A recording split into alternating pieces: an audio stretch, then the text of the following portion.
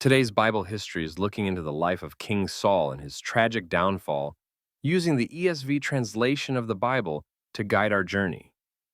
The story of Saul begins in 1 Samuel chapter 9, when the people of Israel demand a king to rule over them, desiring to be like the other nations. Despite God's warning through the prophet Samuel about the consequences of having a king, the people insist. God tells Samuel to anoint Saul, a young man from the tribe of Benjamin, who stood out among the people as tall and handsome. In 1 Samuel 10, Samuel anoints Saul privately, telling him that he has been chosen by God to be the ruler of his people. Samuel gives Saul specific signs that would confirm this calling, and the Spirit of the Lord rushes upon Saul, enabling him to prophesy. Saul is later publicly chosen by Lot before all the tribes of Israel.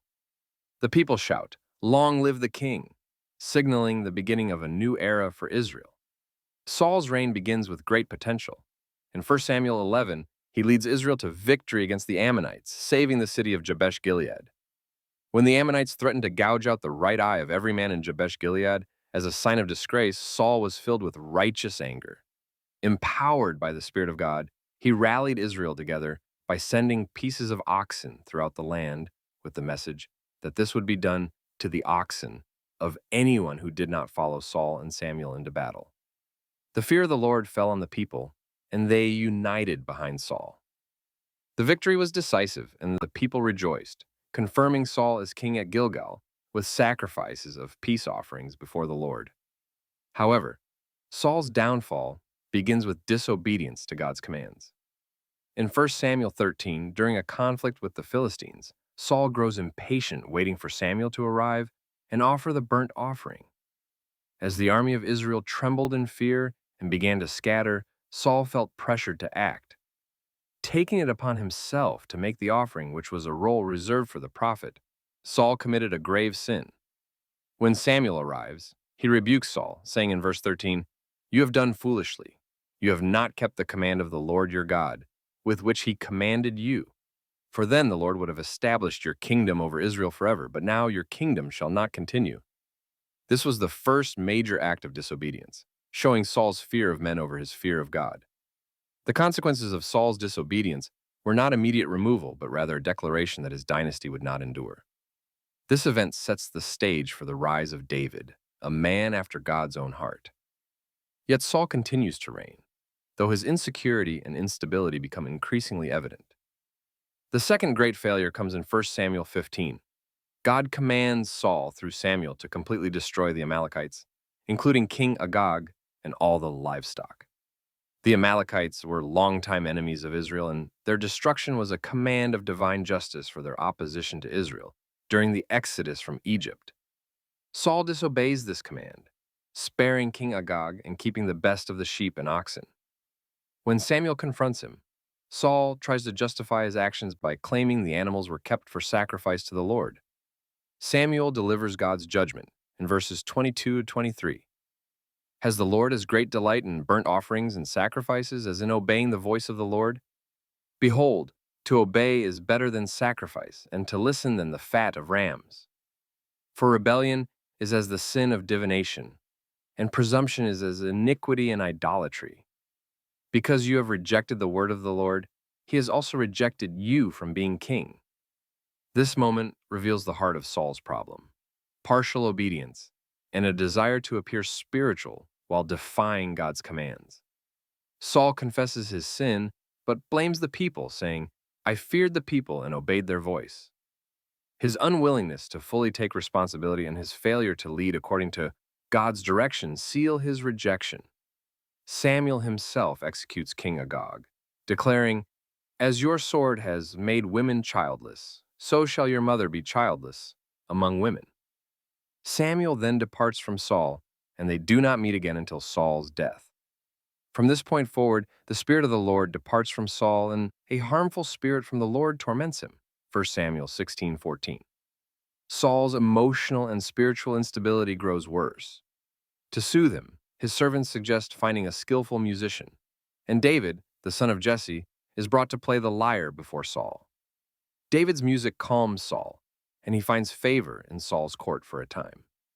However, Saul's jealousy toward David begins to consume him after David's victory over Goliath. The Philistine champion Goliath had taunted Israel for 40 days, but David, trusting in the Lord, defeated Goliath with a sling and a stone. David's victory catapults him into fame. The women sing as Saul has struck down his thousands and David his 10,000s, fueling Saul's paranoia. Rather than seeing David's success as a blessing for Israel, Saul views him as a threat to his throne. He becomes obsessed with eliminating David, attempting multiple times to pin him to the wall with a spear. Saul even offers his daughter Michal to David as a snare, hoping that the dowry of 100 Philistine foreskins would lead to David's death at the hands of the enemy. Yet David succeeds, and Saul's hatred grows. Saul's relentless pursuit of David leads to many unjust acts, including the slaughter of the priests of Nob in 1 Samuel 22. When Ahimelech the priest assists David, unaware of Saul's intentions, Saul accuses him of conspiracy. Despite the protest of his own soldiers, Saul orders the death of the priests, and Doeg the Edomite carries out the massacre, killing 85 priests and destroying the town of Nob. This act of brutality shows how far Saul's heart had turned from righteousness. Throughout David's time on the run, Saul continues to hunt him across the wilderness, but David refuses to strike back against the Lord's anointed. On two notable occasions, David has the chance to kill Saul. Once in the cave at En-Gedi, where Saul enters unaware that David and his men are hiding, and another time when David sneaks into Saul's camp and takes his spear and water jug while Saul sleeps. Each time David spares Saul's life, demonstrating his integrity and fear of the Lord. Saul's final descent into spiritual darkness is seen in 1 Samuel 28 when he seeks out the medium at Endor. Desperate for guidance before the battle with the Philistines, and with no word from the Lord through prophets or dreams, Saul turns to forbidden practices. This act directly disobeys God's law against necromancy. The spirit of Samuel, called up by the medium, delivers a grim prophecy. The Lord is turned from you and become your enemy. Tomorrow, you and your sons shall be with me. This prophecy comes true in 1 Samuel 31. During the battle on Mount Gilboa, the Philistines kill Saul's sons, including Jonathan, Saul's faithful and noble son who had a deep friendship with David. Wounded by the enemy archers and unwilling to be captured, Saul falls on his own sword. His armor-bearer, seeing Saul dead, also kills himself.